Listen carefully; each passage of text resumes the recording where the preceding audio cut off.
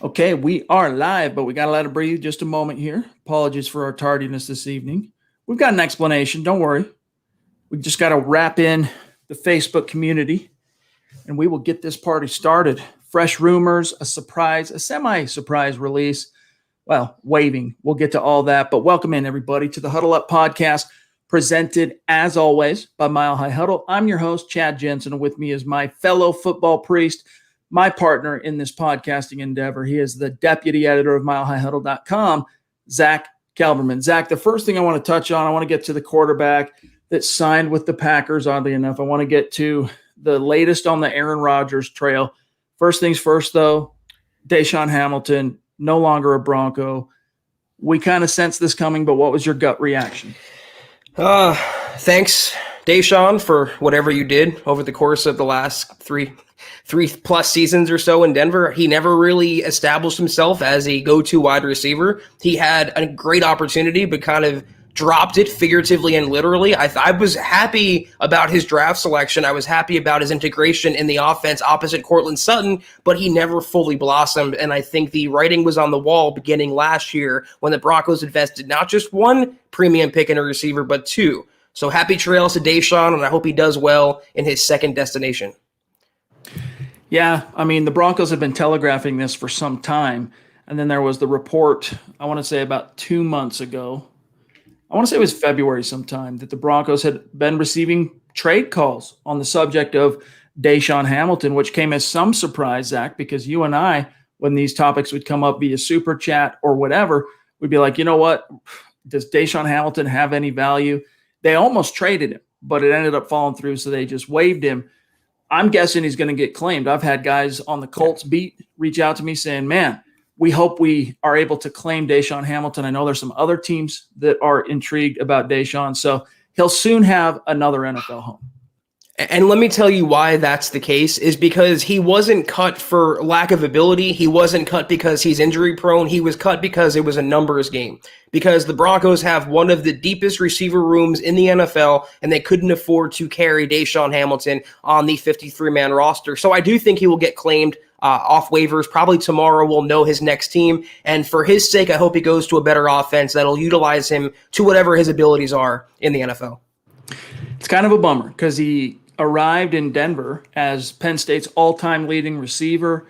You know, the optimistic 2018 draft class. You had Courtland Sutton in round 2, Deshaun in round 4, and both of them ended up starting games because when they were drafted, we were like, oop, doesn't spell good things maybe long-term for the aging Demaryius and the aging Emmanuel Sanders, but no one really saw them, Zach, getting the playing time that they did as rookies. Both started games, but for Deshaun, it was down the stretch. And you know what? I think that was probably his best sample size as a Bronco. From there, as Courtland Sutton began to rise and outshine Emmanuel Sanders, then Sanders gets hurt. Deshaun, whenever the lights were on, whenever the chips were down, he dropped that one touchdown in Joe Flacco's debut as a Bronco. He just kind of seemed to, for lack of a better term, wilt.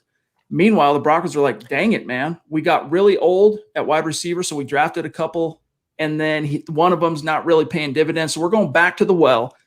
Not only did we draft one, not two, but 3 wide receivers in 2020. And then, of course, Seth Williams again, this just 2 weeks ago, plus the rise of Timmy P in the absence of Courtland Sutton last year. So, look, his talents, Deshaun Hamilton, Zach, it's sad to see any original round Denver Broncos draft pick be parted ways with, so to speak. But he's better off going somewhere else because there are teams out there that could use his style of wide receiver. I hate to just step aside from your analysis, which I think is spot on, but we have some breaking news, Chad, that just came through the old Twitter sphere. Mike Kliss is reporting the Broncos are signing Cameron Fleming, the offensive tackle, and Tom Pelissero reports it's a 1-year deal for $3.67 million. And according to Kliss, it's going to be Fleming versus Massey for the right to start. And real quick, gut instant analysis, you don't want Cam Fleming to start. I watched him in Dallas. He is like Donald Stevenson. He's an okay swing guy. You don't want him in the starting lineup. So we have to hope right off the cuff Bobby Massey wins this job. We learned earlier this week, of course, that Fleming would be joining that. I mean, it was a who's who. I mean, almost a baker's dozen of free agent tackles basically working out for the Broncos. We had our hearts set on Dennis Kelly with Bobby Massey as kind of the runner-up. But yeah, Fleming was among them. I'm looking here at the report we had from back then. This guy, 28 years old. Zach, you know a lot about Fleming as you've covered him. But for those who aren't too sure about Fleming, he's a 28-year-old tackle, drafted in the 4th round by New England back in 2014, a big brain Stanford guy. Helped the Patriots win 2 world championships, blocking for Tom Brady as a right tackle. But then from there, when his rookie deal expired, the Patriots let him walk, and then he bounced around to Dallas. I want to say, New York Giants. Last year, Zach, he started all 16 games, but finished with a 58.4 Pro Football Focus grade. Now, we're not one to go too far down the rabbit hole on PFF grades. They can be extremely subjective, but nevertheless, that's a very subpar grade. It is, and he's a subpar tackle. And the only reason he started last year was because he followed Jason Garrett from Dallas to New York. He's a swing tackle, a reserve tackle. That's his upside. So the Broncos, like I said, they better hope that Massey wins this competition. But I'm wondering, they hosted 4 or 5 tackles on tryouts. They've signed 3 of them now with Ryan Pope. What is the issue with Dennis Kelly? Is it money? Is there something we don't know? That was my top choice. And I didn't think the Broncos, Chad, were going to get 2 of these top tackles. We said it yesterday. I was dead wrong on this. I thought they would be okay with Bobby Massey and Ryan Pope. They have Calvin Anderson, Quinn Bailey, Drew Himmelman. I just wonder what the holdup was and what the disconnect was from signing Dennis Kelly, who I believe was the superior option. More often than not, it's money, right? Yeah. It's like the saying that nothing rings the bell like money. When there's a dispute in the league or something doesn't go the way you want it to go, more often than not, if you boil it down, comes down to money. Now, Dennis Kelly, it could be, Zach, this is just me speculating, but it could be that Dennis Kelly didn't really see, consistent, meaningful starter snaps. I mean, he had a few exposures with the Titans until last year.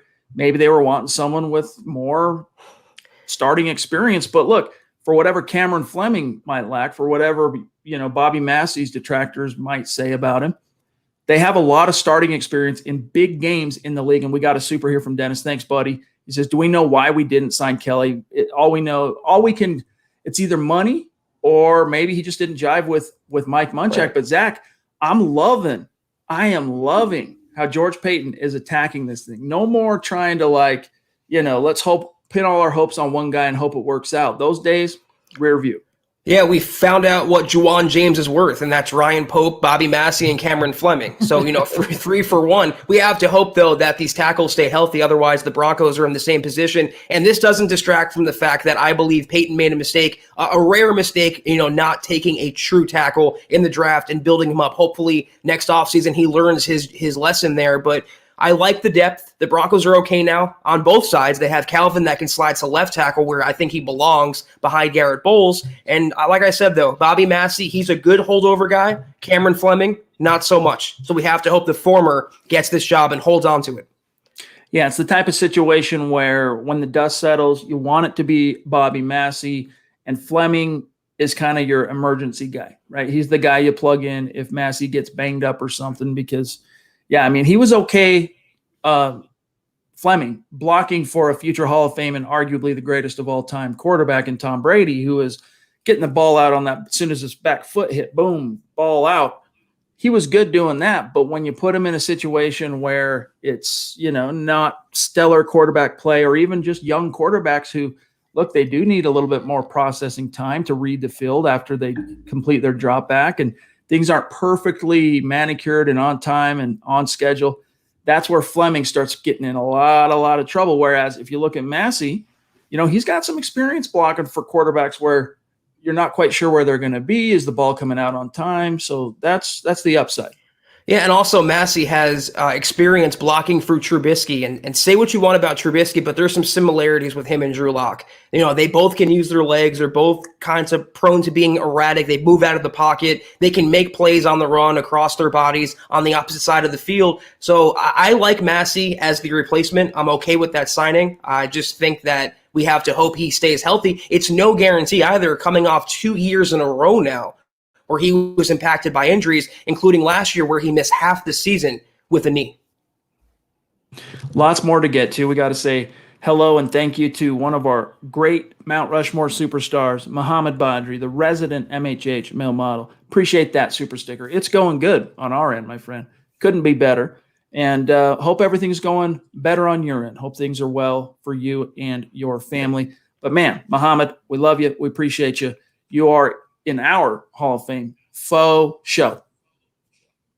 Yeah, Muhammad, good to see you around these parts once again. We appreciate your support. We hope everything's doing well with you, and it's good to see you around here. But Chad, I'm hearing a little bit of glitching. I don't know, John, is it just me? What are you hearing, John? Show me. Okay. Well, a little bit before, yeah. My computer did an update right before I jumped in the room. So if I need to, you let me know if it persists, and if I need to, I'll hop out, do a restart, and then we should be good. All right. Well, guys, lots more to get to. We got to unravel the latest on the whole Aaron Rodgers sweepstakes, trade rumors, former teammates, buzz, this, that, and the other. We're going to get to all that. Plus, it's that time of the week where we take a peek inside the Mile High Mailbag, because we are your football priests each and every week. Heck, each and every day, we're here to offer you the absolution and answers to your burning Broncos questions. So we're going to try to be as democratic as possible in getting to all the different channels that we stream to. But of course, our Super Chat superstars, they do have to take priority for us in our hearts, in our minds. That's the way it goes. But we're going to try and keep it as balanced as we possibly can. Before we get to all that, hey, matters of business, make sure you're following on Twitter at Huddle Up Pod. And then also on Facebook, go to Facebook.com/Mile High Huddle Pod. The easiest thing to do, look, everybody uses Twitter. Everybody uses Facebook on their phone. It's an app. So just open up Facebook, search Huddle Up Podcast. Hard to miss. Give us a like, give us a follow. Appreciate you guys doing that. And then on Twitter, you also want to make sure you're following our main account. Frankly, gang, we need way more of you to make sure you're following the Mile High Huddle Twitter account. All right, because on YouTube, over 10,000 subs. On Facebook, we're approaching 100,000 followers. Twitter account, pretty small, relatively speaking, to that reach and that community that we have. So make sure you're following that, because that's where the breaking Broncos news and analysis goes first, right there. All right. Also, make sure you are following our producer, Buona Beast, on Twitter, at John K. MHH, my partner, Zack Kelberman, at Kelberman NFL, and myself, at Chad and Jensen on Twitter. We love keeping the conversation going there. And then also, guys, consider becoming a supporter of Mile High Huddle on Facebook. Trying to see, hey, we get questions and DMs and emails all the time, Zach. Hey, man, is there anything we can do aside from Super Chat to support Mile High Huddle?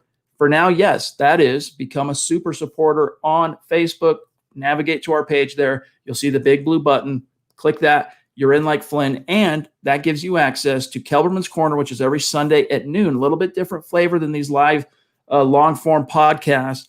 Hot takes that hold water, all right? Plus, Saturday, you get the Trickle Zone, deep dive stuff, quality VIP premium content. And right now, if you're on Facebook, scroll down to the bottom where you would put in your chat, your comment. You'll see a little green icon. Click that. Same way of signing up and becoming a supporter. And then check out the merch store, guys. HuddleUpPod.com. Get your swag on. Get a Football Priest t-shirt. Get a hat. Get a hoodie. A beanie. A little something for everybody. A mug. It's another way to support what we're doing here. And if you're not in a position to do those things, hey, we're seriously tickled to have you with us. Make sure you're subscribed however you enjoy the podcast.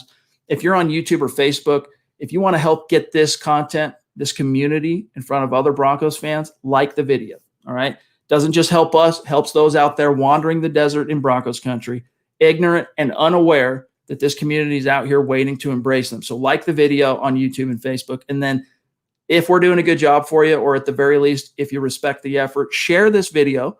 Help us continue to grow and reach those new like-minded Broncos fans just like you. All right, Zach, what's the latest thing?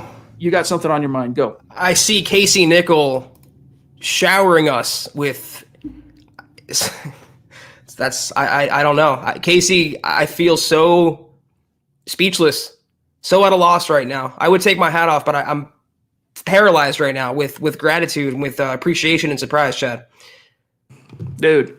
Wow. That's some flex. That's some clout right there, Casey. We love you, dude. You have just been on fire of late here at Mile High Huddle, and especially for the Huddle Up podcast.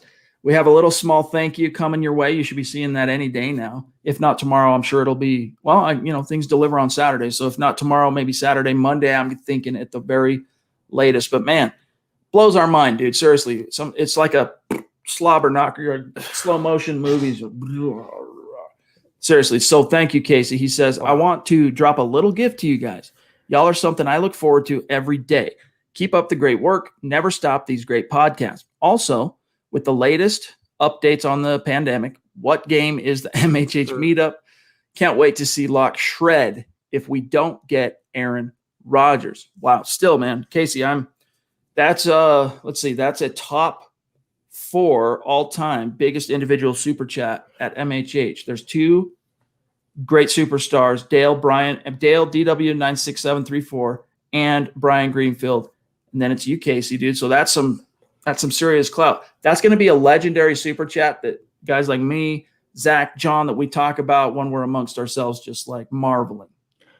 Wait, real quick, let me check and see. Okay, I have my sculpting equipment, so he'll be on the Mount Rushmore of super chat superstars. Casey, there's no words to describe your generosity and our gratitude for you. Thank you so much, and we're so appreciative that you watch us every night. And the meetup, Chad, we've had discussions about this. We want to make it happen, and we want to make it happen in the first 3-4 weeks of the season, 5 weeks of the season, when the weather's still nice. We're tentatively, nothing set in stone yet, tentatively circling the Jets game, week 3. I think that would be a nice game for the Broncos, Chad. I think it would be I think an easier opponent than another one on their schedule early in the year, and I think that's the one tentatively right now. Anyone interested, that's going to be the meetup spot that date.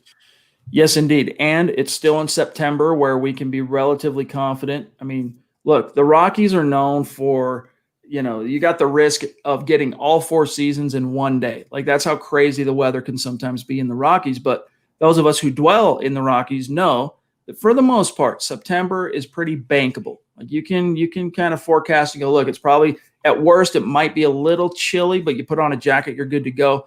Once you get into October, things can suddenly get cold and snowy and icy really, really fast. And then November, forget about it. That's what it's happening that way.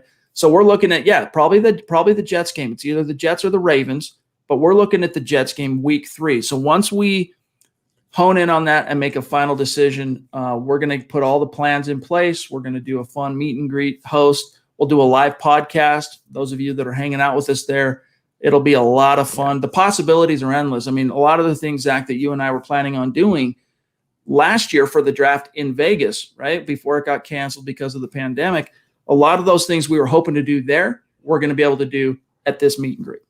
And then some. I mean, being at the stadium, being in season at a game, I mean, I'm so looking forward to all the ideas and all the interaction we could have. And, full disclosure, this is still very much in the infantile process. We're first getting this going right now. We will have updates as we go along here. But Casey and everybody else that's interested, we are very much looking forward to this and very much planning this out. Love you, Casey. Stay tuned on that front, my friend. And thank you again. When that time comes, be sure to book your ticket, get there, be square. We'll want to meet up with you. And no, Jay Roper, I will not be dressed up in green. I don't have an ulterior motive for it being the Jets game. I just think it'll be an easier game for the Broncos to win, and I think it'll be a good game early on in the season.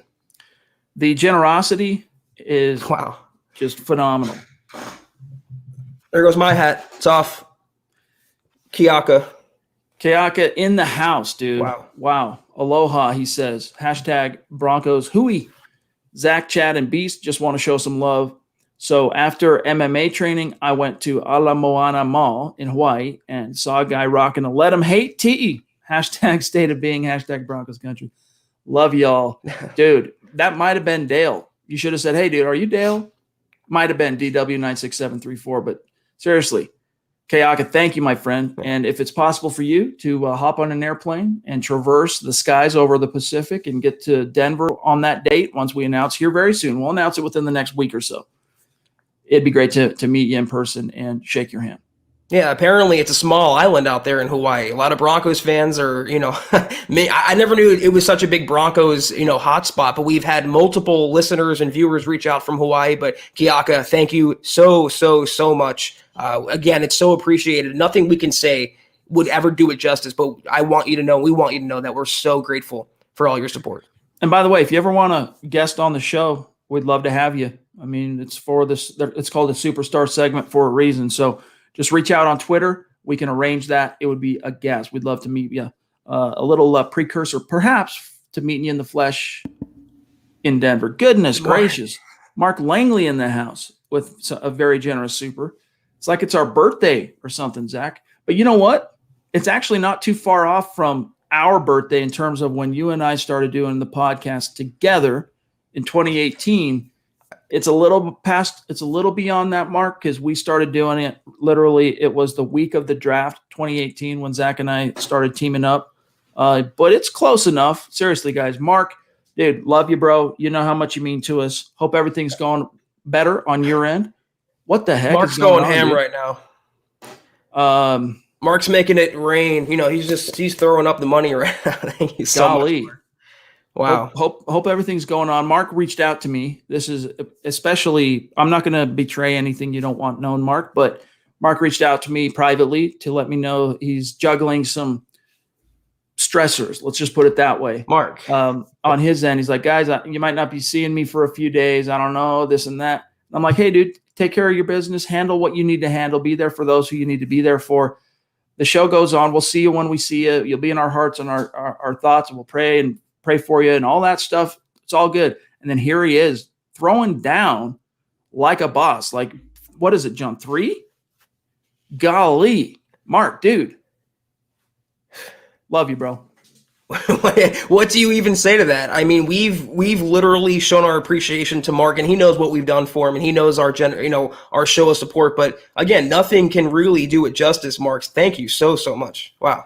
Mark's one of the few superstars in the community that actually has my cell phone number, and he's earned that trust. Our cell phone numbers, he's earned that trust, and you guys can see why. So, Mark, dude, seriously, love you, bro. Thank you, appreciate you. And I had breaking news again, Chad. I don't know if it's true or not. I saw it in the comments. Did Chad Kelly sign with the Packers? Did that really happen, or am I being trolled? Wouldn't surprise me. I know he was brought in for an audition for rookie camp. I'm seeing 4 from Mark. 4 top rope super chats from Mark. Goodness gracious. Wow. Mark, dude. I'm going to text you right now. I'll text you when I'm not on the mic. But seriously, bro, love you. Hope things are better in your neck of the woods, man. Anything, any specific topic you want us to get to, by all means, bro. Phone's always open, Mark. Appreciate you. All right. Let's investigate real quick. Just for... you know what? And gigs, I'm just going to Google Chad Kelly swag. Let's see what we got. News. Let me see. He did try out for the Packers. I remember that. That was 3 days ago. So I don't know, guys. I'm going to go on Twitter. Let me try. I don't know. Adam Schefter, maybe. That's kind of small potatoes for Schefter. But yeah, I'm not seeing it. So if you see anything verified, Zach, let me know. In the meantime, I want to turn your attention. I see all the supers and the questions and comments we're going to get to is everything trust. But first, Zach, I think our community wants to know what the very latest on the Aaron Rodgers front is.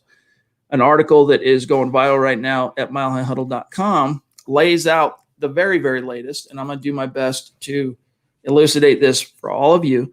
Basically, here's what's going on. The last time we heard from Aaron Rodgers and the whole situation there, trade rumors, discontent with the Packers, it was James Palmer of NFL Network reporting that the Broncos remain a legitimate landing spot for Rodgers and that George Payton, the GM, continues to monitor the situation. All right. Well, then we have the massive tentpole of the NFL schedule release, and then kind of lost in the shuffle there was the wideout James Jones, former teammate in Green Bay, saying he thinks that this is a relationship between the Packers and Rodgers, Zach, that is fixable. And then his trusty old fullback, John Kuhn, everybody remembers John Kuhn, also echoed that, Zach. And I just want to read this quote. This is Kuhn talking to, I want to say it was NFL Network. Yeah. Quote, I'm sure a contract is part of that as far as what Rodgers is looking for. I'm sure that years guaranteed is a part of that, not just being the highest paid quarterback at your position, but I believe the security going forward is a part of that. And I also believe being on the same page as having open communication where all sides feel like they are being heard. Aaron and I are friends. We spent a decade of our lives together in the same meeting rooms, on the same practice field. So we do talk. And quite frankly, this is something that I believe is fixable. All right, Zach, close quote. Last thing. Ian Rappaport, NFL insider on the Pat McAfee show, said, quote, Aaron, well, I'm not going to quote him. I'm going to paraphrase him. That Aaron Rodgers has basically one thing stuck in his craw, one kind of demand, one guarantee he's looking for from the Packers in order to make nice. He wants that mega deal, and it needs to be guaranteed money over years to make him feel like that Jordan Love pick from last year is not anything he really needs to worry about. It's a strong sign, signal. Hey, you're our guy, always have been, always will be. To quote now what Rappaport said, quote, to me, it's not about the overall yearly averages. It's about, from what I understand, security and him knowing that he is the Packers starter going forward, guaranteed contractually. And then he went on to say he believes the Packers have made Rodgers a significant offer, Zach.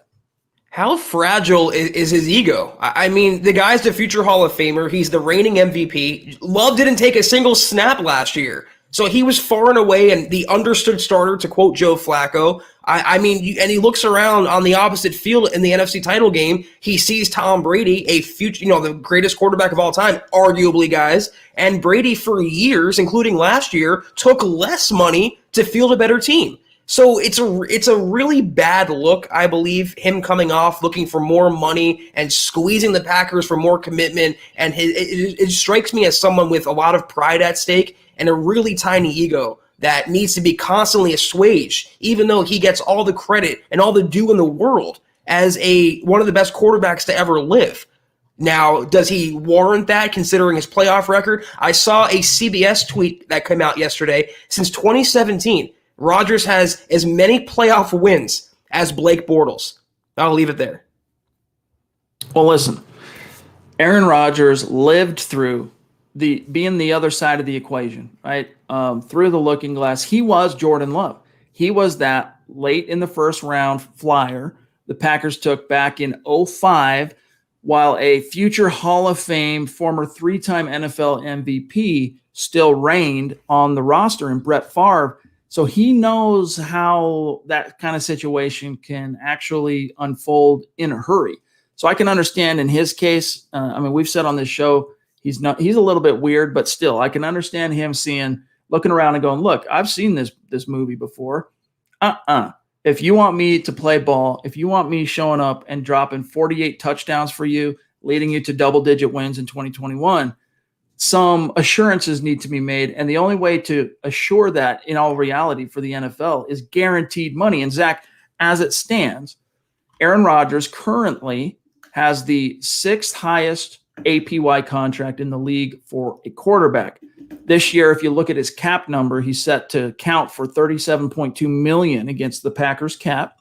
And he is behind, of course, the guy atop the quarterback supremacy chart pay-wise, Patrick Mahomes at $45 million APY. So there's some ground there for the Packers to cover in terms of, like Kuhn said, he doesn't need to be the highest paid, but it needs to be a contract that, guarantee-wise erases the possibility of being supplanted by a Jordan Love. So if you're the Packers, is it worth doing that? Well, I'm sorry, but if he thinks he's going to get Mahomes money, he's delusional. I mean, you invest in a 20-something quarterback for $500 million, not a 38-year-old who's seemingly has one foot out the door and is guest hosting Jeopardy. And I'm looking at his career earnings, Chad, in the NFL. In 16 seasons, he's earned $240 million. That's not including endorsements. It's not including sponsorships. So all told, over $300 million. And I think it's funny. He was griping and complaining and moaning about the Packers not getting him weapons. How about reducing your contract? How about taking less money and lowering your salary cap to help your team out? You can't have it both ways. You can't hamstrung your team and then complain about being hamstrung. Doesn't work that way. He's saying from Hawaii. Now, this was something that Dale helped educate us on. I've never personally been to Hawaii. Been to a lot of places. Hawaii, not yet among them, but I hope that changes in the not too distant future. That obviously, and anyone who even knows anything remotely about United States geography, you're going, no duh. But Hawaii's many, many islands, right? And there's, I are even now talking about it, I can't keep them all straight, probably because I've never been there. But as Kiaka says here, I'm from the Big Island. I'm from Big Island, but I'm on Oahu. So that's the same island Honolulu's on, training for an upcoming fight. So he's not just MMA guy, like working out MMA style. Like, this dude's a fighter. That's cool, man. If you have any clips of you fighting on YouTube, send them to us. He says, I'd love to guest on the show in the future for sure. Appreciate the invite. Love you guys. All right, dude. Sure. Yeah, DM me, dude. We'll work it out. Yeah, appreciate you, Kiaka. All right. So with everything that's been said, covering the most recent ground on the Aaron Rodgers front, Zach, I laid it out in this article, but what does it all mean for the Broncos? Has anything changed in the Aaron Rodgers landscape relative to Denver? It's about money. And I think that's what it was always about. It was never about so much, them releasing Jake Cromwell, the receiver. It wasn't him wanting the GM fired. It all comes down to money in the end. It's what makes the world go around, the NFL, anybody else, from billionaires to people who were dead broke. And that's what Rodgers wanted. He wanted his ego stroked. He wanted his bank account fatter. And he wants some security in his age 38 season that he's going to be around for how long? He thinks Love is never going to play. He thinks he's going to be the quarterback and they're never going to replace him at all. They're going to just disband the franchise once he walks away. So it's all about money. I don't think anything changed there. And I think the more he makes it about money and the more he comes across so petty, it's going to actually turn off George Payton. That doesn't strike me as a Payton-type quality. Kane, what's up, dude? Appreciate you. State of Being guy right here. He says, what's up, my dudes, from Amarillo, Texas. Very cool, man. And, of course, the appropriate Drew Lock emojis. We all know that trio. He says, Kane in another super. Thank you, Kane. He says, meeting at the Jets game would be awesome to me. All right, dude, we're going to make it happen. It's probably going to be the Jets game, but we'll give you some for sure's on that in the next few days.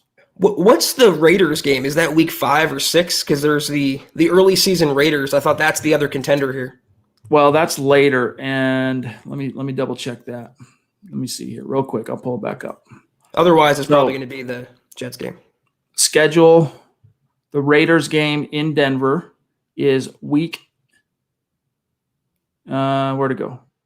So it's week 6. So that would be 3 weeks. Actually, be. Yeah, so Jets week 3, Raiders week 6, October 17th. I mean, it's still probably going to be decent weather, but it's a lot less certain, And if we want to be able to set this up in a way where we minimize the risk of inclement weather so that not only the meet and greet hanging out, but, we'd want to do like some barbecuing, some tailgating, have a tent up, do our live show. Right. And if it's hailing and snowing and all this stuff, that's not conducive. Yeah. So it's looking like week 3 tentatively right now. I just wanted to ask about that real quick. No worries. Aaron Rodgers possibly coming to Denver.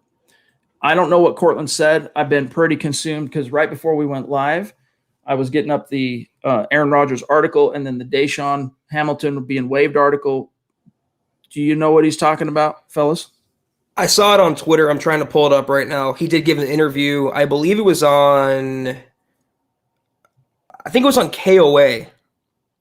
I'm not totally sure, though. Yeah, he said it right here. I'll read the quote verbatim from Ryan Edwards. He said it on KOA about Drew Lock. He goes, quote, being able to see him this offseason, he's been up here pretty much every day since the season ended. I get to see him pretty much every day. I talk to the dude, and his mind is on a different level when it comes to the game right now. He's thinking about things that sports analysts would say you want to hear that from a veteran at quarterback or a guy who has won a Super Bowl.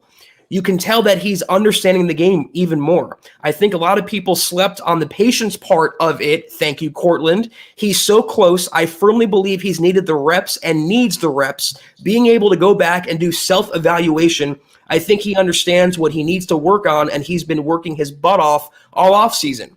He's excited for the opportunity, and I know we're all excited for him, end quote. Honestly, Zach, I think this is a pretty good window into the entire organizational thinking on Drew. I think their primary position is they're high on him being able to turn a corner this year. But because of his injuries and because of some of the lows last year, especially in the middle of the season, they're hedging just in case with Teddy. Yeah, but this is the same thing that we've been saying, and it's the same message that's been emanating from Dove Valley since the season ended last year, is that Locke really is in the facility working his ass off to get better every single day, and his teammates are picking up on that, and he knows what his shortcomings are, and he's attacking those. But he mentioned, Sutton did, the P word. And how hard is it now? If you don't want to hear it from us or George Payton or an analyst on Twitter, how about taking it from a top 10 wide receiver who's catching Locke's passes day in and week out? You need patience. He needs the reps, and he still needs the reps. But to this point, behind the scenes, what we haven't seen yet, and hopefully what we will see in the weeks to come, is that Locke is improving. Chris on Facebook wants to know, are they going to let people go to camp this year as far as fans? We don't know yet. The good news on that front, all right, is that, there's been some overtures with Major League Baseball. The Broncos, well before the draft, started letting media back in the building, still social distanced and all that stuff, but big steps in the right direction for angling towards having fans there, not only for training camp, Zach, but, when it really matters in the games. Right now, there's no way to say for sure, but as things continue to unfold in the world, festivals, tours, concerts, things like that are being booked for summer and fall. So I think that bodes well. Maybe not for camp. Maybe it'll be a little too early. But for the season, I think you're going to see dang close to full capacity. Might have something to do with the shot, I'm just going to say. All right. People having the shot and the jab. I don't know. We'll see. But I'm optimistic. I am as well. And there might be, like you said, training wheels in training camp. There might be social distancing or not a lot of big groups of people clumped together. But even though it's outdoors, but by the season, by the fall, when we're 18 months removed from that, I think the stadium should be at 100% or right there. So I'm excited about normalcy, and that goes hand in hand with what we're planning this season with the meetup.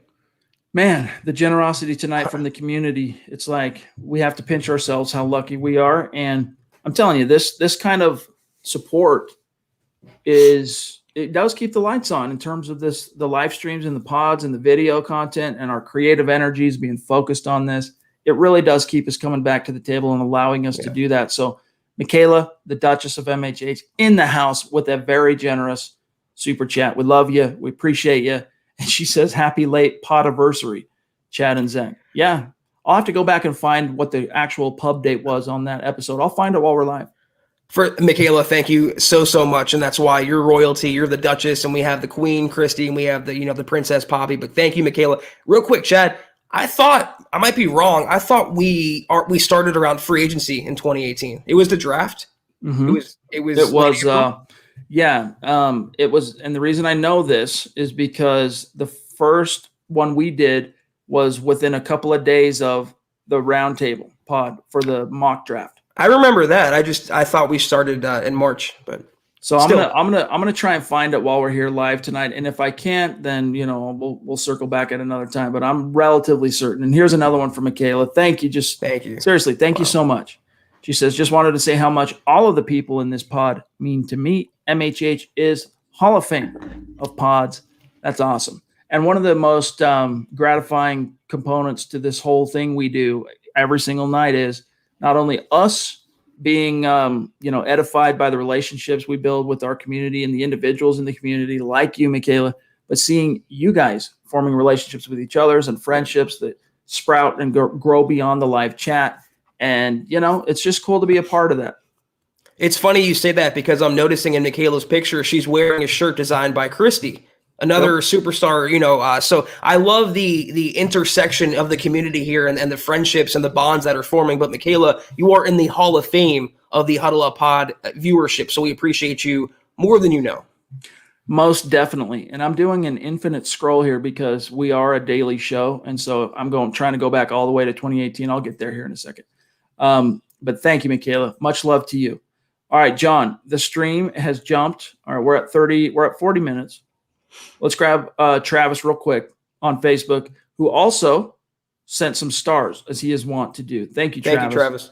He says, honestly, we shouldn't worry about Rodgers unless it actually happens. Would I like to have him? Sure. But until it happens, Change the page. Just saying. Yeah, I mean, we feel you. Like, honestly, that's why. And there's a big segment of Broncos fans right now, Zach, who are like, their whole outlook on the team is just hanging by a thread on does Rodgers land here or not. If it's not, then it's like nothing matters. It's going to be another crap show, very nihilistic, etc. But we're on the opposite end of that spectrum. Whether it's Rodgers, Locke, Bridgewater, whoever, we think this is a team on the rise. And we happen to believe that the guy that's going to be leading that charge, more likely than not, Drew Lock. Yeah, it would be great if the Broncos could somehow land a future Hall of Famer by the name of Aaron Rodgers. I mean, who wouldn't want to see that in Denver with this offense? But I hate to break this news to you, but if they don't get him, the season will go on with whoever they have at quarterback. And we happen to think, based on the talent level and the roster constructed by Elway and George Payton, they will compete this year, not should, will compete for a playoff spot. So we have a lot of things we're looking forward to. And I understand the fatigue when it comes to the quarterback talk. It's also really good for business, Chad. We have to just be honest there. So I can't hate on it too much. Yeah, it's fun. And it's like we say, as far as the offseason goes, one of the things we love the most, and why, for me anyway, the offseason is my favorite section on the NFL calendar, is part of the speculation. It's fun. You get into the weeds, and whether it happens or not, it's just fun to talk about the possibilities. It's like the title of Nick and Carl's show, Building the Broncos. It's about the process of how we get there and enjoying the process, not so much, obsessing over the end result. And so, it's a rumor. Rumors are flying right now. There's reputable sources that are providing context on this whole Aaron Rodgers situation. And when we get those reputable sources, we pass them on. But this too shall pass. Zach. Enjoy the journey, guys. Don't worry about the destination. Let's just all enjoy the ride and see where it takes us. All right, John, I don't know if it's possible. There's quite a few early on. Let's see. There was one from Mark. I'm going to read it. It says, "What's up, my guys? What's y'all prediction on the Broncos this year? That means everything in general. Hashtag Huddle Up Pod. Hashtag Football Priest. MHH, Chad and Zach," before he just went to the next level on his super, Zach. So last night, Mark hasn't been able to catch every single pod this week. He's got a lot going on. So, Mark, we talked about it last night, but let me rewind the tape just for a minute. We're predicting, based on the schedule, it's a ranked 24th strength of schedule is the Denver Broncos. I'm seeing double digits. All right. We went through kind of a game by game last night, way too early prediction. We're going to do it again at the end of the summer after training camp and preseason. But Zach, has anything changed in your mind? I still see like a 10 or 11 win type of season for this team based on the matchups. Now, parity can change things. There can be worst to first. Some of those opponents that look soft and easy today might not be so when that time comes around. But I'm looking at 10, 11 wins as a feasible, realistic possibility. Yeah, nothing's changed in 24 hours. I'm still holding firm to the Broncos competing with whoever they have under center, whether it's A-Rod or Locke or Teddy B. So I think looking at the Broncos schedule, there's some difficult pockets in it, Mark. I mean, they have 3 divisional games at the end. They have 3 NFC East games in a row in the middle of the year. They have a Week 11 bye. It's not going to be super easy, but it's a lot easier than last year and the year prior. So I think a 10-7 or 11-6 for Denver this season. J-Lo, what's up, dude? Thanks for the super sticker. He says, get up. Appreciate that, brother. Really do. It's good to have you in the chat. Really good. And I'm trying to remember if we're connected on Twitter. If we are, do one of these in the mentions. And if we're not, remedy that quick, my friend. He has such a big nose and such small ears. Yeah, our hippo, get up. All right, John, if you can find these, good. If not, I'm going to grab them because they've been waiting. Chris on Super Chat. Love you, buddy. Thank you. Connect on Twitter. He says, Chad, Jensen, Zack Kelberman, still the best in the biz. Thanks, Out man. of the 5 signings, who do you think will have a breakout year? Well, let's see. So we've got Kyle Fuller, Ronald Darby. Who am I missing? I'm not talking about re-signing. So Shamar Stephen. Boone. And then these tackles. So I'm going to say, as far as a breakout from the guys signed, it's hard to say a guy that's been an all-pro before like Kyle Fuller breakout, So if there's going to be a guy that's an under the radar signing that ends up paying some dividends, maybe a Bobby Massey, maybe someone like that, maybe Ronald Darby. Ronald Darby used to be, Zach, one of the most, there was a time there about a 18-month stretch. He was one of the most intriguing young corners in the game. And then he kind of took some steps back and it wasn't quite so coveted and valued. So I could see him maybe turning the corner too. What's the measure for a breakout year from a tackle, though? I mean, how do you even quantify that? Pro Bowl, no sacks allowed, least amount of pressures. I believe Bobby Massey will hold firm at right tackle, assuming he stays healthy, but he doesn't jump off the charts to you as a guy who's going to make impact plays every single game. I think Kyle Fuller, though, I know it's the easy way out, but you're talking about a former all-pro type talent in this secondary. I think he's going to be the beneficiary of the Broncos forcing more turnovers this year. I can see Fuller going back to the Pro Bowl with 4 or 5 picks in a Fangio defense this season. John Juno, what's up, buddy? Good to have you with us. He says, I'm a huge Tar Heel fan. Watched every game. He's talking about Javonte Williams, going to be the best running back since Terrell Davis. Hey, Zach, I love the confidence. Broncos have had some success drafting running backs in the second round that have gone on to do some pretty good things. Third round, not so much. I'm trying to think. Bobby Humphrey, I think, is the last running back they drafted in round 1, unless I missed my mark. But still, I'm high on him. We'll see. I feel like we've heard this before, especially from the guy who used to wear TD's number and Philip Lindsay. So I'm still very confident in Javonte Williams, Pookie as he goes, Chad, but I think it's going to take a little while before he cracks the rarefied air joining TD in Broncos lore.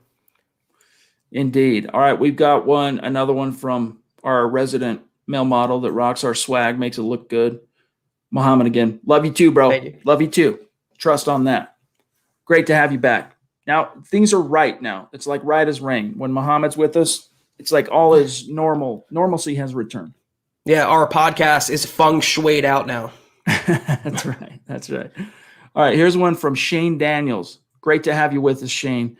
A guy who's increasingly becoming a superstar. Love you, buddy. Says Peyton signing another right tackle. I like the competition he's building. Hashtag let him hate. Hashtag go Broncos. Yeah, dude, that's one thing that a big takeaway here is, like in years past, if this happens, John Elway goes out, pays decent money to sign a guy, and then maybe kicks the bushes, finds a guy down the road. We're good. Him and Matt Russell, that was kind of their MO. Peyton's like, look, I'm not going to be up at night agonizing over this. I'm going to, darts at the dartboard. It's his philosophy, right? The more darts you have to throw, the higher your chances are of hitting the bullseye. You know what just occurred to me? How much competition is coming to Broncos training camp this summer. Look around the roster. Quarterback, running back, receiver, right tackle, inside linebacker, safety, cornerback. I mean, there's jobs available at every spot here, and that's all by design because George Paton had a vision for this Denver team. Nothing given, everything earned. It's the way to go, and that's why Paton, Chad, I'll say it for the umpteenth time, was a home run hire by Denver. Joshua Shadow, a great superstar, a Facebook super supporter as well. Love you, Josh. Appreciate you, man. He says, I'm drop the hate for this QB room. I believe we're going to get at least better than Brock Osweiler QB play, no matter the man. Brock deserves a lot of credit for 2015. So if we can get that with this defense, we onto something, unless Aaron Rodgers, of course, arrives, et cetera, et cetera. Yeah, dude, Brock does deserve his just desserts for his contributions to Bronco canon. I'm always going to wonder how Brock Osweiler's career might have been different if he doesn't defect and go sign in Houston and just stays where he should have, takes over that team, because the Broncos ended up going 9-7 in 2016 with Trevor Siemian winning 8 of those games, Paxton Lynch winning another. If it's Brock Osweiler, I mean, it's basically the same team he captained for 7 weeks while Peyton licked his wounds on that foot injury. You're probably looking at least one more win if it's Brock and you're in the playoffs. And then, I mean, this is how legends are born. I mean, possible legends in the league hang by a freaking razor margin, man. And that's why sometimes those decisions that you don't necessarily see as being, career changing, franchise changing. I mean, through retrospect, Zach, it looks like Brock Osweiler was a categorical bust. and he probably would have been a bust if he would have stayed as the guy and didn't defect.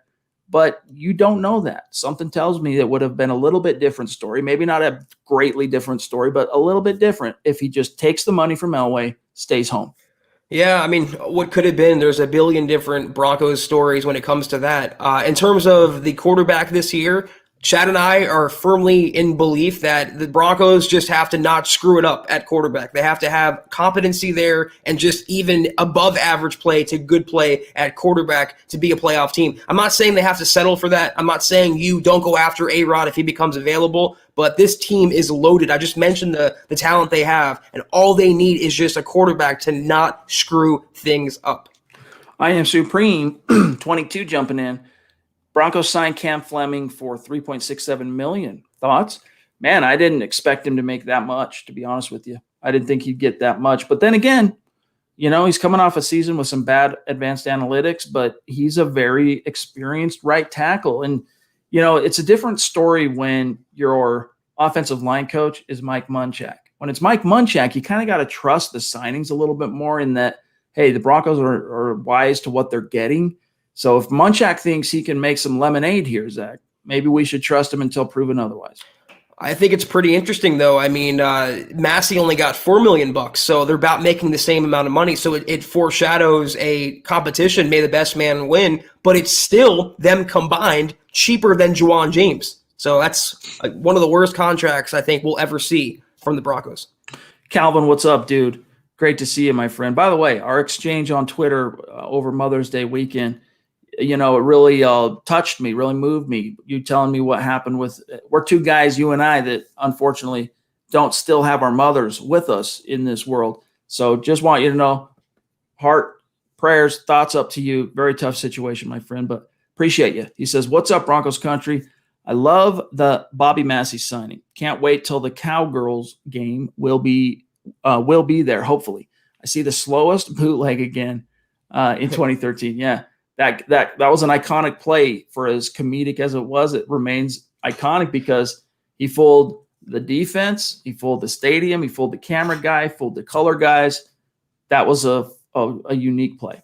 Legend has it, Peyton's still rolling out to this date to the side. I mean, that's one of the slowest developing plays you'll see at any level, but what a game. Instant classic. Still like watching that game. Very fun. Eric Miller, what's up, dude? Thank you for the super chat. Connect with us on Twitter. Welcome to the manger. That's the best way to and he's got a comment here too. I love watching the development of rookies and second-year players. Remember when Justin Simmons hopped the center in New Orleans and the Broncos won that game? Yeah. He blocked the extra point, right, Zach? And then Will Parks it was a walk-off two-pointer. Yeah. Two-pointer, game over. That was a sweet little play. Andy, wow. Thanks, dude. Wow. Seriously.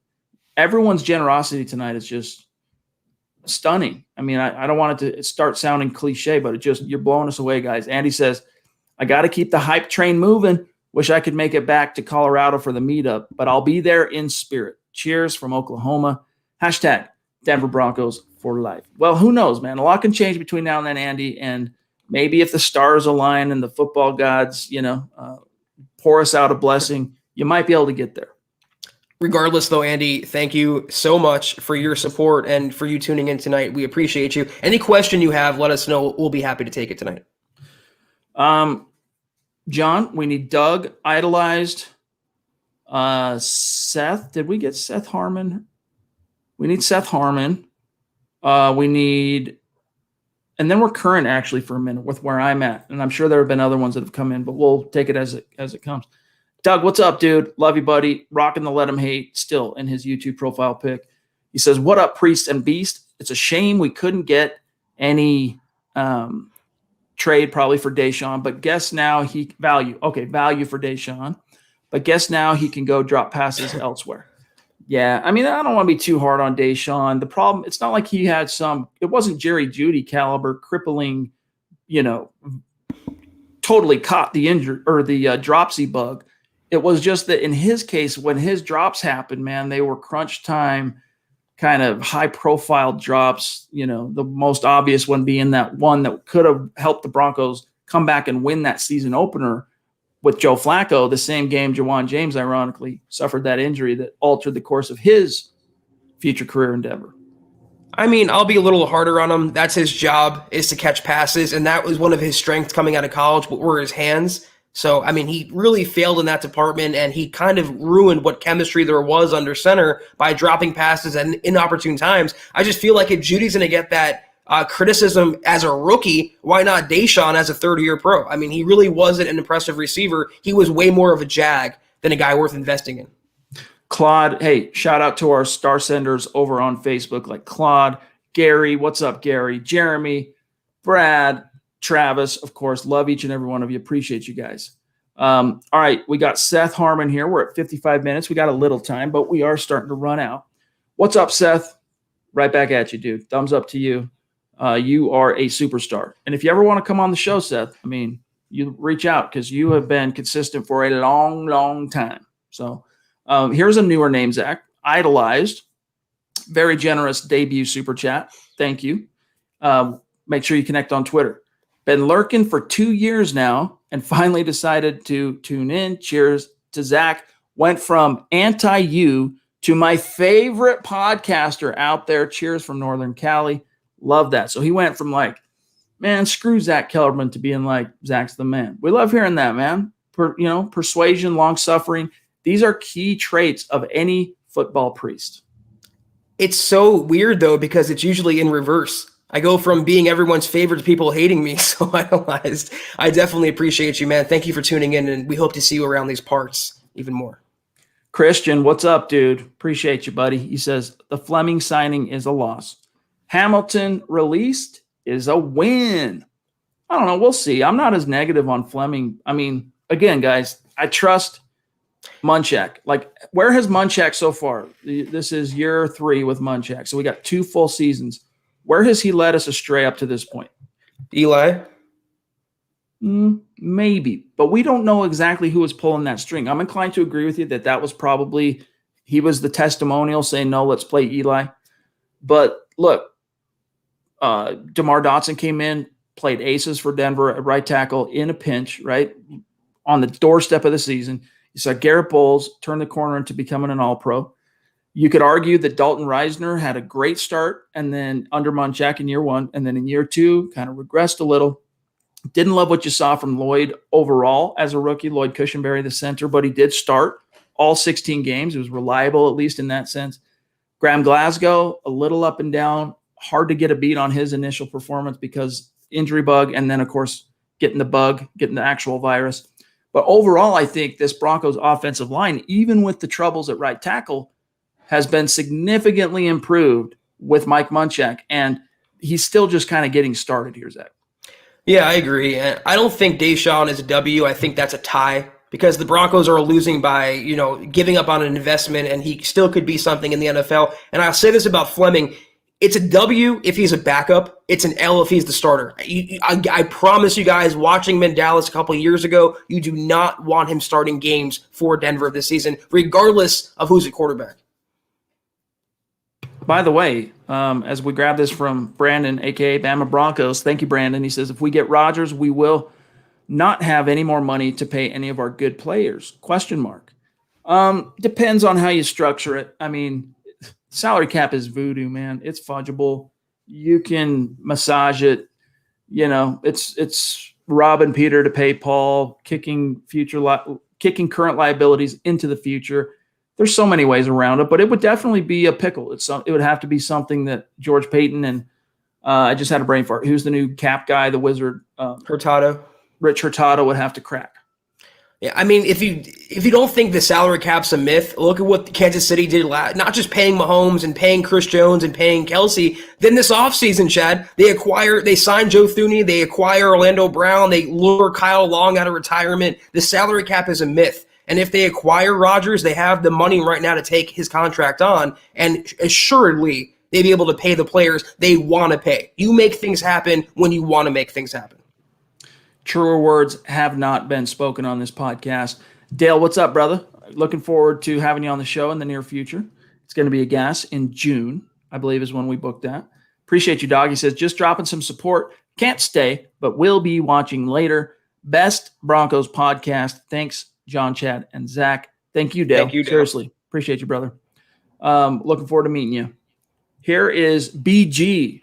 This is a Mount Rushmore superstar. This is one of the, similar to Zeus McPeak, this is one of the founding fathers, patron saints of how this community really was able to get off the ground when we started doing these as live streams on YouTube. So shout out to BG. What up, dude?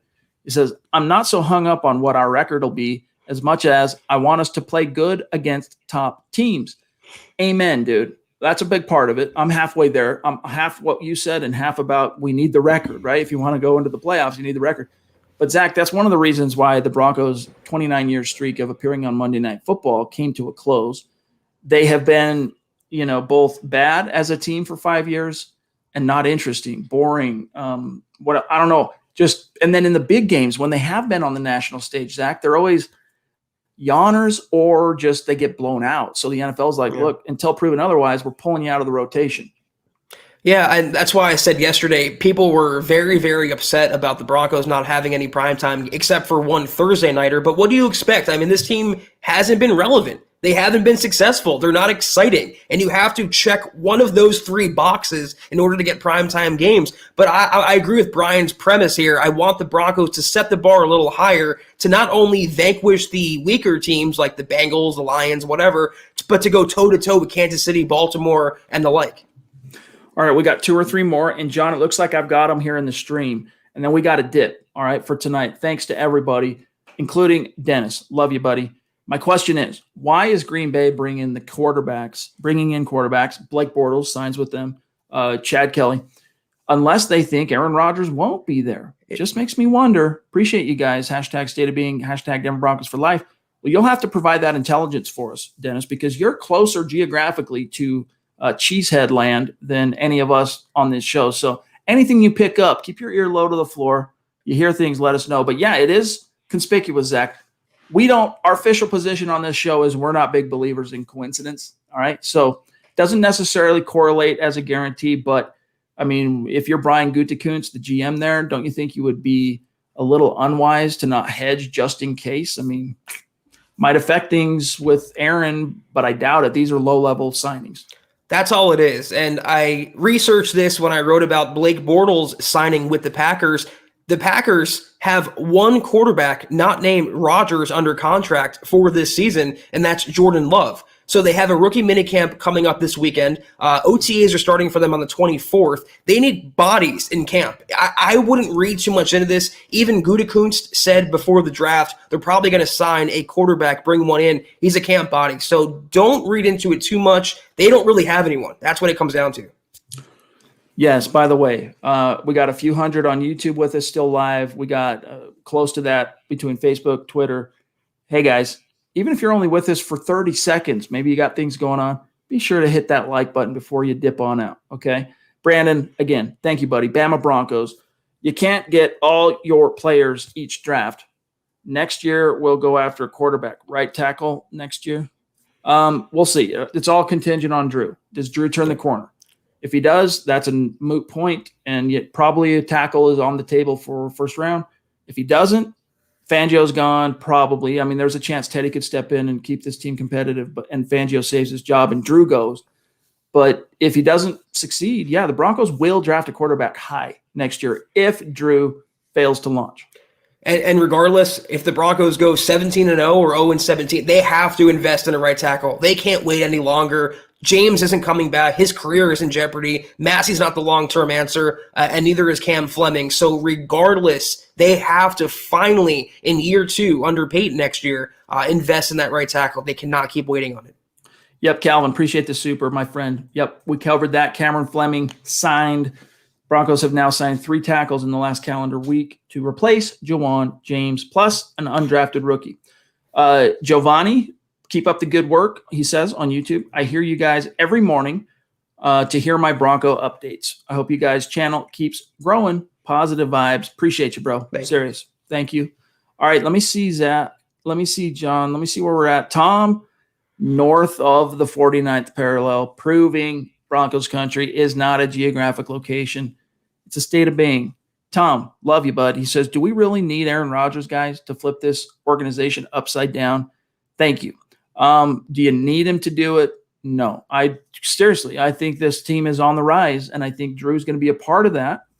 but it depends on your perspective. All right. That's how I see it. Now, Rodgers would catapult you closer faster, but the downside is you got a finite window with him because he's entering, Zach, his age 38 season. And also his trophy case isn't exactly stocked. So there's no, again, as great as a quarterback as he's been and will be for a couple more years, there is no guarantee he'd deliver the Broncos a title. And in terms of whether they need Aaron, just ask George Payton. He literally told you before the draft, you don't have to have a top 10 guy. You don't have to have a franchise guy necessarily. You can win without him. I thought that answer was very, very telling. I think it's Relo takeover, and then we got to go. All right. And Randy Jones, we see those stars. Thank you, buddy. And Relo takeover. I wish you had a Twitter account, dude. I always look for you every time you super chat to shout you out and tag you on Twitter, but there's no Relo takeover. So if you create a Twitter account, connect. Let's keep the convo going there. W show. Appreciate you. Appreciate you, my friend. But Zach, that's got to do it for tonight's episode of, one more. BG. Top rope at the 11th hour. Appreciate you. Was tonight a super chat record? If not, what was the record night? You were the record night, dude. You and Dale are the co-owners of the biggest single individual. Well, it's you start getting into the weeds defining this because Mark tonight, if it was one super, he would own that record alongside you and Dale. $400. But Mark's came in 4 individual donations tonight, plus a $5 one. So he's like 405. He'd actually have the record. I would say Mark has the record. Honestly, I would say Mark has the record for individual show super. But BG, you and Dale are there, and then of course tonight from Casey, there's a small handful of superstars in that rarefied air 200 club, 300 club. We could count them on 2 hands the total. So. Yeah, buddy. Appreciate you. And there's Mark. Have a good night, Broncos country. It was a historical night. Thank you all for your support. And make sure you hit the like buttons. Click those thumbs up. Yes. Amen, bro. Prayers up to you. I know what's going on. So any support you need from us, let us know, buddy. We're here to help. So other than that, Zach, let's dip out. I'm going to go try and catch a softball game, half of it anyway, for my little soon-to-be 11-year-old daughter. And we'll see you on Sunday for Kelberman's Corner at noon, provided you are a supporter on Facebook. So, Zach, sign us off, and I'll put that up here. Here's how you become a supporter right here. Yeah, I strongly encourage all of you guys to check out Kelberman's Corner every Sunday at noon. I think it's a different kind of flavor. Like Chad always says, it's me and Kim Becker kind of giving hot takes that hold water about the Broncos. As always, we were off last week, but I'll keep you guys in suspense as to the show. I promise you, click the big blue button when you go to facebook.com/Mile High Huddle Pod. Become a subscriber. I promise you it's worth it. Otherwise, Chad, be sure to follow the mothership account at Mile High Huddle. Follow the podcast account at Huddle Up Pod. Follow my partner on the left side of your screen at Chad and Jensen. You can follow me on Twitter, as you can see, at Kelberman NFL. If you so want to. And I'm so sorry, John. And of course, Sean KMHH, our wonderful producer. Be sure to follow him. If you guys think about it, want to, have any interest in it, please check out our store at huddleuppod.com. Get yourself some product. Like you see Chad's wearing the hat. I'm wearing the hat. I have the coffee mug. Football pre-shirt, let him hate shirt. I promise you guys, we had some orders today, Chad, for a hoodie and a dad hat. I promise you, it's very well-made products. I wear them all the time. Chad does as well. But if you can't do that, there's 3 things you can do that mean the world to us. Subscribe, like, and share on YouTube. It helps us grow, helps us do more, helps us reach more people, and we appreciate every single click of those little thumbs up. But with that being said, Chad, we are off for tomorrow. We are off for Saturday. We'll be back in the saddle on Sunday evening, 6 o'clock Mountain Time, 8 o'clock Eastern. Kim Becker and I again at noon Mountain on Sunday for Kelberman's Corner. Great episode coming up, Chad. I hope you have a great weekend. You too, hope buddy. John has a great weekend. Everyone out there, thank you so much. We'll see you Sunday night. Take care. And as always, go Broncos.